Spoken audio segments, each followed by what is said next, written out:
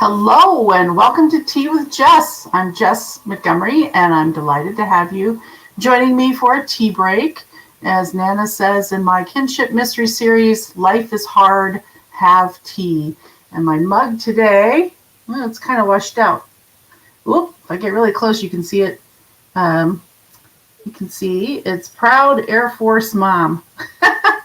So I have a child in the military, and I've been after her for a couple years to get us mugs. And finally, we have Proud Parent mugs. So that's my mug for today. And my guest for today is Eliot Parker.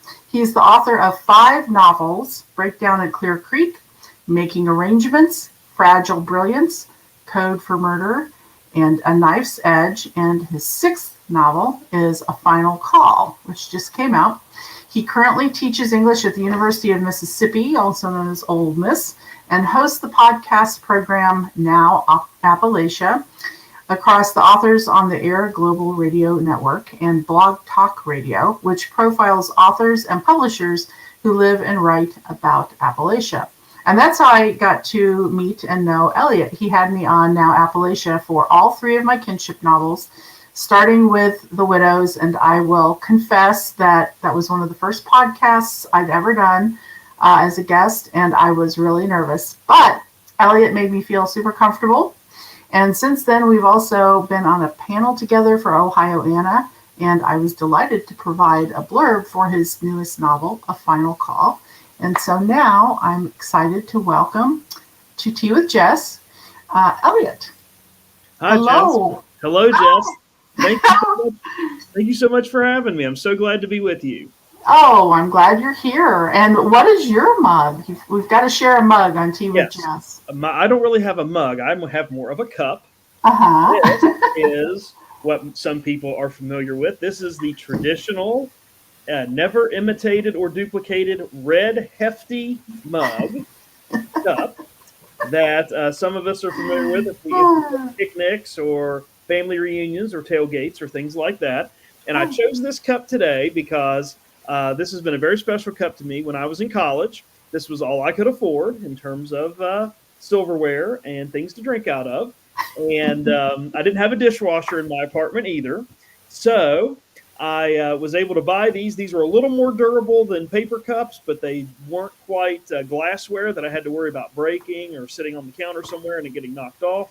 So it's just right in the middle. And so ever since then, I have been a huge fan of the red hefty cup, and it is like my writing cup. I always have something, tea or Diet Pepsi or something in there with me when I'm writing. So nothing fancy about my mug today, just a good old red hefty cup. You know, I'm seeing the practicality and the beauty of your cup. I think you should write an essay about your cup of choice as a writer. Yes, because we all have that one thing that's on our writer's desk. You know, maybe it's a paperweight, a cup, a quote, a figurine, a bobblehead doll, something to kind of that's been with us through all of our experiences. And so, yeah, those would make a great collection of essays, actually. I think we have a project, Eliot. I think we do. I think we do. Seriously, that would be fun. I've got my little candle holder, which is a turtle that my kid got me. Oh, I love it. I love it. Like years ago, it was a little like Mother's Day gift. And so I just, slow and steady. What's the race? Is what I think every time I light a little candle, a little votive candle in there. So tell us, without spoilers, about A Final Call. Oh, sure. Be glad to. This is a sequel to a book that you mentioned a minute ago called Code for Murder. It is set in Cleveland, Ohio. It follows the journeys of a Cleveland homicide detective named Stacy Tabbitt. And in A Final Call, this book picks up a few months after the incident in Code for Murder, which basically in Code for Murder, her primary investigation, she was trying to find out who murdered a Cleveland Browns football player. And so that was a case that it was her first case back from medical leave. I don't want to spoil too much, but she was injured in a undercover sting that had gone wrong at the beginning of Code for Murder. And so she'd been off for a while, and her first case back was really the highest and most involved profiled case of her career, which was investigating the death of Cleveland Browns football player. So after everything gets wrapped up from there, there's a little bit of a cliffhanger at the end of Code for Murder that picks up several months later in a final call. And basically, what is going on in a final call is Stacy's brother Chance has gone missing. He's gone missing as a result of things that happened to him and Stacy at the end of Code for Murder. And so Stacy's got that on her mind as she's trying to find out where he is and what happened to him. And in the midst of all of that, she is approached by a former college friend, a former college classmate whose son has gone missing, or she thinks her son has gone missing, and wants Stacy's help in finding out what happened to him. And at first, Stacy thinks that there's not really anything abnormal about her son's disappearance. Her friend's name's Monica, and her son's name is Colton. So she's not really worried, nothing sort of trips her up in terms of what might happen to Colton. She kind of thinks Colton's just acting like any old 20-year-old kid would, who doesn't want to have anything to do with his parents. He's living in Houston now. He's working for AEP, laying electrical lines and doing electrician work, and so he's kind of living his own life. And so Stacy doesn't think there's anything really suspicious about his disappearance until an ex-girlfriend of his is found murdered. And Colton's ex-girlfriend is found murdered, and there are signs pointing to him being there and him being involved in her death. And so all of a sudden that becomes back into Stacy's purview in terms of, well, maybe there is more going on here than just him trying to ignore his parents. And so she's got kind of dual things going on. She's trying to find out what happened to her brother Chance, where he is, and then also trying to find out where is Colton DeVito, and why is he involved in the death of his ex-girlfriend, and why, and really what's going on there. So she's got a lot on her plate when it all starts. A lot of interweaving plot threads and character arcs and lots of questions. I love that. It's great. Well, obviously I loved it because I blurbed it. Yeah, which I appreciate very much, by the way. Yes, and I was delighted to do so. But I had a couple questions, even though I read the novel, a couple questions about, I guess, your writing process in a way, and about the story. So the novel is set in Cleveland, which I find fascinating because I think of you as being from West Virginia. Is that correct? Is that where you grew up? Right, that's where I grew up. Okay. Right. So you grew up in Appalachia. Did you grow up in a small town, the countryside, a city? I grew up in Charleston, so it was the capital city, yeah. The capital city. So, okay. So you grew up in a big city. So maybe that's partly what drew you to set a novel in Cleveland. But I'm curious what drew you to a big city setting. Well, Cleveland is just a great city for a lot of different reasons. It's got just about everything that you would expect in a big city. It's got the more posh, pristine shopping malls and restaurants district that you'd see in a big city. It's got some of the urban squalor that you would expect in a big city. It's all bracketed by Lake Erie, which gives it kind of that port city feel, which I love.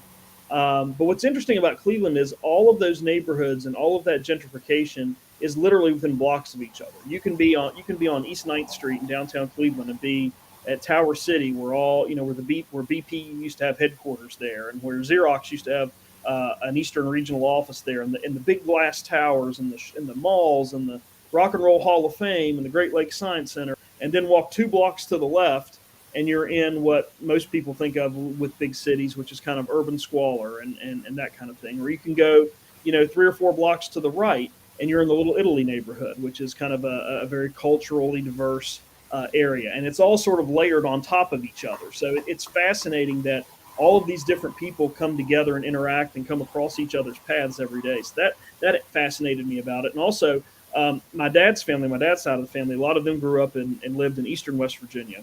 And when the coal mines closed in the 60s and 70s, and they were put out of work, they all migrated north. And they went to work in the Goodyear rubber plant in Akron. They went to work in the shipyards and the steel mills down by Lake Erie.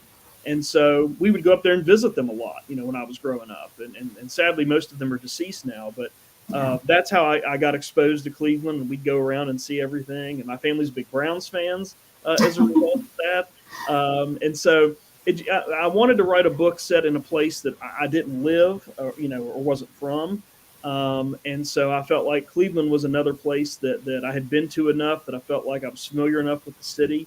And it also gave me an excuse to kind of go back and visit over the last few years to see some old neighborhoods and places and highways and things that I remembered. So that's how I ended up choosing Cleveland. But it's just a great city to set a story, and just so much fun and so much going on there. And you can do so many things because, like I said, the way the neighborhoods are set up and the way the city is set up, all kinds of possibilities for mayhem to happen, sort of the way it's laid out. That's interesting. I have been to Cleveland, I think, twice. I had a daughter who was interested in college, one of the colleges there, so we did a college visit. And then years before that, I had a cousin who unfortunately was in a terrible accident and was sent to the VA hospital up there. Um, but that's my sole experience with Cleveland. So, and I'm a native Buckeye, a native Ohioan. But if Cleveland feels like a world apart from the rest of Ohio, it feels like a much bigger city, a more sophisticated city. Um, like, I actually said to my husband the other day, we should go visit Cleveland. Like, this is like going to, I don't know, Philadelphia or something. It's going on a trip, even though it's in the same state. So that's really interesting about Cleveland. And we share in common that my family were all tobacco farmers, not coal miners, but they, when that was not a great way to make a living anymore, they came, some of them went south, but most of them came north to Dayton. So it's that, that migration, but to a different part of Ohio. So interesting. So I have tried, but I have not pulled off writing a male protagonist. So I'm curious if there were challenges for you in writing a female protagonist. So how did you get into Stacy's voice, her point of view? I asked a female friend and writer who writes a male protagonist how she did that and pulled that off. And she said she read a lot of male protagonists and male writers out loud. So did you do something kind of like that? How did you get into that voice? Yeah, that was one of the reasons I really like Stacy as a character, because not only is she an interesting dynamic character, but as you were saying, Jess, it really kind of challenged me because I had to step inside the mindset of a female protagonist. And so, Mm-hmm. I did do a lot. I did read a lot of stories where female protagonists were involved, particularly J.A. Jance does a lot of Mm-hmm. thriller novels with female protagonists. Nora Roberts does a lot through her J.D. Robb series, does a lot of female protagonists. Catherine Coulter and some other writers with her Kate Scarpelli character. So I read a lot of writers who maybe were females, but writing in female protagonists, so I could get a sense of how they constructed those characters and made them so Mm-hmm. interesting. But I also had a chance to talk to some female police officers and female detectives, and it was fascinating I was able to talk to them sort of outside of the precinct. Mm-hmm. So outside of the precinct with no prying ears around, I was amazed at what they said, how they viewed their profession, how they viewed their roles, and as a in that profession.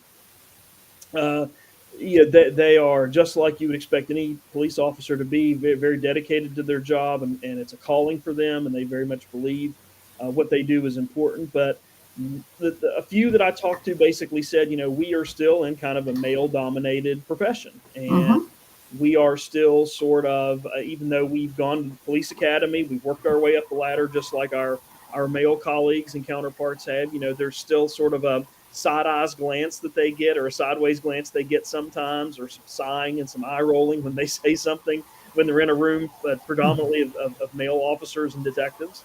And so while they felt like they'd come a long way in terms of equality in that area, especially at the detective level, because typically those folks have really started out as patrolmen and officers, beat officers as they call them, and worked their way up. They worked their way up to corporal, to sergeant, to lieutenant, and captain, and so on and so forth. As they've gone up those ranks, that they feel like that they've made a lot of progress, but that there's still a long way to go. And so just hearing them and asking them, how are cases different from you than maybe they would be from your male partner, your male colleague. And I had one former police officer, former homicide detective of the Cleveland Police Department, tell me. She said, one thing that always bothered me, she said, was the cases involving children. Yeah. She said, when we would respond to a call, a homicide, and there was a child in the room that came upon the victim, or heaven forbid saw the murder take place. And she said, those were the things that kept me up at night, was thinking about those children and what was going to happen to those children. And so, I think one of the things I learned from those discussions, it's kind of like long story short, is that female detectives, from what I gathered from conversations and what I read from other writers writing those kinds of characters, is that they feel things a little more viscerally and a little more emotionally, maybe, than the male counterparts do, than the male detectives. That's not to say that they don't either, but it's a much more emotional kind of heartbreaking experience, what they deal with, and how they interpret what they're dealing with on the job. And so when I think about Stacy and I think about the circumstances that she's in, she has many moments in A Final Call and in Code for Murder where she's just about on the verge of collapse, not only because of her health challenges from what happened to her in Code for Murder, but of the emotional and physical exhaustion, because she carries things so deeply and personally in her heart. And so that leads to so many physical and emotional and mental stresses that she has. And that plays out in different ways for her and her relationships with others. And so, yeah, just basically reading other writers and talking to female officers and females who've been homicide detectives, both in Cleveland, CPD, and other places, really helped me kind of get an understanding for how to make Stacy, realistic, but also human too. And I think you did a great job with that. So, did you find people opened up to you really quickly? I mean, I'm sure it's always a compliment to an expert if you say to them, "You're an expert, and I'd love for you to share your expertise." But how was that research process? It was really interesting. I found that there was a little bit of a give and take at first, because and I think some of this has to do with the fact that they deal with the media a lot, even as detectives, because when they go to a crime scene and the media's there, there's always somebody sticking a microphone in their face, or a cell phone under their chin and asking them questions, and some could be very pushy. And so once I think they realize it's not that kind of an interview, that I'm not doing that kind of an interview, or I'm not here to do a hit piece or a gotcha piece or something like that, that I'm, like you said, I'm genuinely interested in what you do and why you do it. It's almost like the veneer cracks, and I can just see the sort of relaxed posture, and I just can almost see them taking in a deep breath and being like, oh, okay, he really is interested in what I have to say. And so I tell them, I say, I will not use your name. I will not use any identifying information, what precinct you were in, your rank. Were you a captain, lieutenant, sergeant? This is totally, and I mean, I have that record. I have that information from my records, but I don't acknowledge that in the book. They're not on the acknowledgments pages. I don't publicly say who told me what. Mm-hmm. I found once I can guarantee that anonymity for them, they're also much more likely to talk. And I've been able to go on ride-alongs with the Ohio Highway Patrol. I've been able to do all kinds of things, which is great. Sitting in the back of a patrol car, and I'll never forget when I called my mom and told her that. I was like, "Mom, you'll never guess what I did today. I spent the afternoon in the back of a patrol car." I know. She was just thinking, "What? Well, what do you mean?" And so that was my favorite gotcha mom story. What did you do, son? Yeah, that's right. I don't know how funny she thought it was. I thought it was pretty funny. Yeah, it's pretty funny. But just hearing, listening to the conversations on the radio, watching the officer put things into the lap. They have laptop computers on their dashboards now, and just watching what they put in and what pops up on their screen, and what does it feel like when we're driving down the road? What does it smell like on the inside?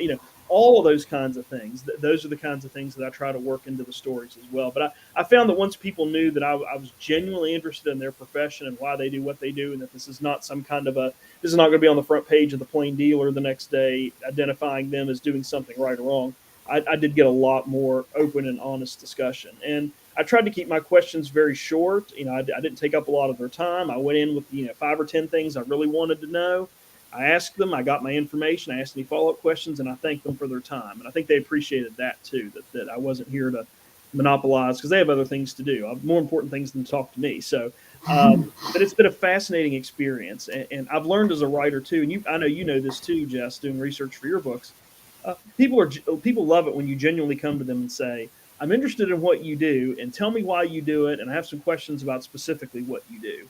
People are 99.9% of the time thrilled that you're interested, and will very much be open and honest with you if they know that you're not going to publicize what they tell you or mention their names or anything like that. So it was a great experience. I learned a lot, and I enjoy that part of the process of writing thrillers. Is and same with attorneys. Going to an attorney and saying, "Hey, I've got a scene where I've got a prosecutor and a cop talking about this. How would that conversation go? What would you say? What would you not say? How would you get a search warrant for this? What would happen if that happened?" And folks have been so kind and generous in giving me their expertise. Those are great research and interview tips for any writers out there listening and wondering, well, how do I get information? Everything Eliot just shared with us that's the best way to approach it. But it leads me to another question for you, which is, what drew you to thriller writing and mystery writing? Why this genre? Oh, well. Why not this genre, right? Yeah, that's right. Well, this has been my favorite genre since I was a kid. I was talking about my mom a moment ago when I called her and told her I spent the afternoon in the back of an Ohio highway patrol car. She started all of this because she was a nurse, and kind of her way of unwinding in the evenings and in the mornings was to read, to kind of get her mind off of what she'd done at work. And so we had books all over the place. Books in every room, books in our bathroom. I mean, you name it, we always had books. My mom always had 4 or 5 books going at the same time, which I did not inherit that ability to do that. I can only do one at a time. Yeah. But, and I can remember, anytime I wanted a book, Mom always would get me one. That was the one thing I had no spending limit on it. Anytime I wanted a book, she would buy me one. So that got it all started. But I was, as a kid growing up, I loved the Encyclopedia Brown mystery stories. The author's name escapes me at the moment, but he passed away just a few years ago. I loved those stories. And then Scholastic used to do these choose your mystery books, where you would read, a few pages, and it would say, if you want Joe to do this, turn to page 17. If you want Joe to do that, turn to page 25. Well, it was such a smart marketing tool because you ended up getting 2 books in one, because you wanted to read through and pick a certain set of decisions and then go back and read it again and pick the opposite set of decisions. And so those 2 books growing up as a kid, the Encyclopedia Brown books and also those Scholastic Choose Your Mystery books were my favorites. And I loved reading them. I just couldn't get enough of them. And so that got me started on that. And I love to read everything. I try to read a little of everything, even if it's not a genre that I really like. But I find myself, if you gave me $20 and turned me loose in a bookstore and said, you got to go buy one book and only one book, 9 times out of 10, I'm going to find that mystery thriller story first. If you give me my own choice. Not to say I don't pick other things, but so that's kind of where it started. I just love the fact of not knowing what's going to happen. I love the fact of someone's done something bad, and can the protagonist catch them before it's too late? Just that whole kind of heart racing, pulse pounding story. Is my favorite. And that's really where it all got started, was those 2 sets of books when I was a kid. That's awesome. Well, but you also write short stories. And you have a collection called Snapshots that came out just last year, right? Right. So I'm curious about that, how writing a short story differs for you from writing a novel. Does it tickle a different part of your brain or imagination?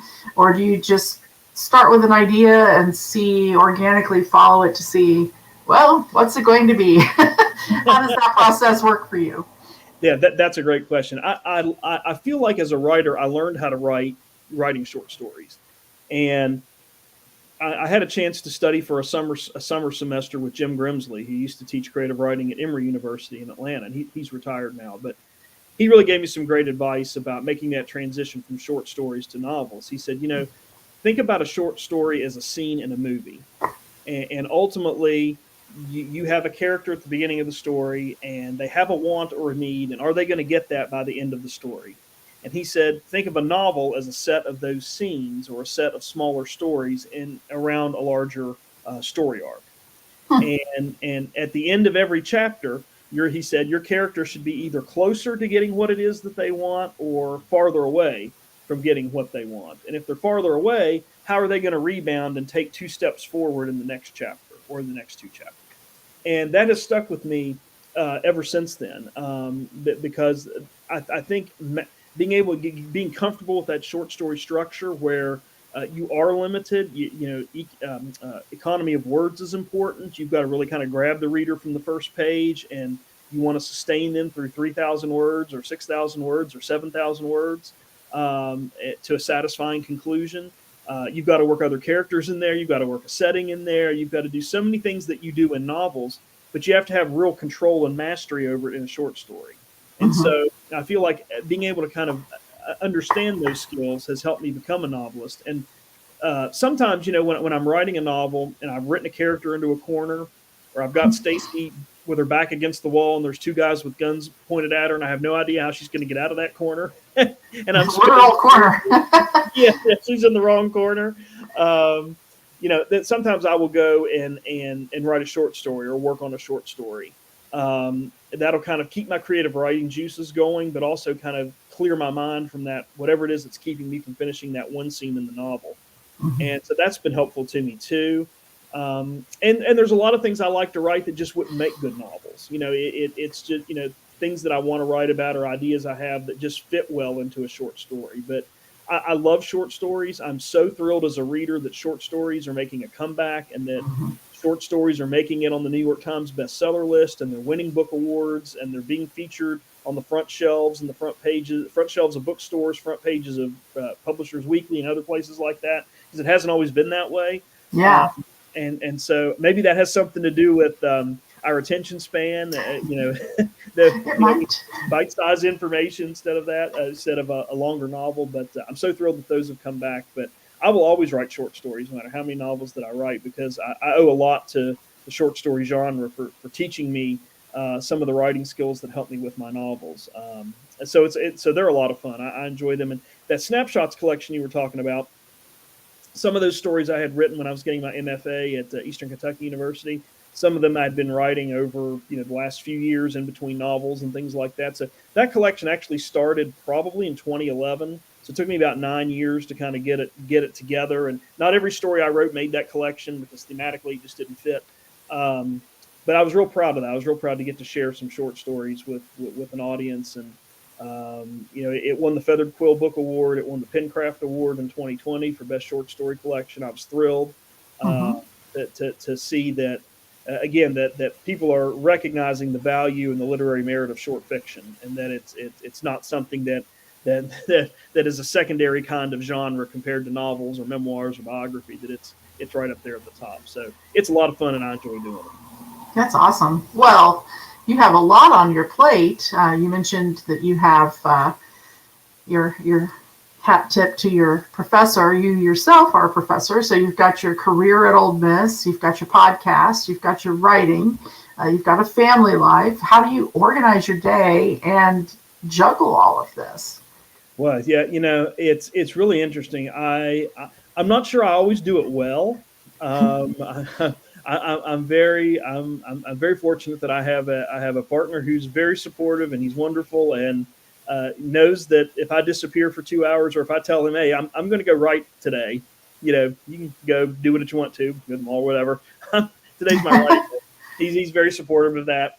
I'm also very, very, in terms of the writing, I feel like, and Jess, you and I've talked about this kind of in different contexts over the years. I just feel like, and I think you do too to some degree, you just have to carve out a part of your day and schedule that writing time, just like you would your work time, just like you would dinner time, laundry time, walking the dog time, whatever it is that you've got going on in your life.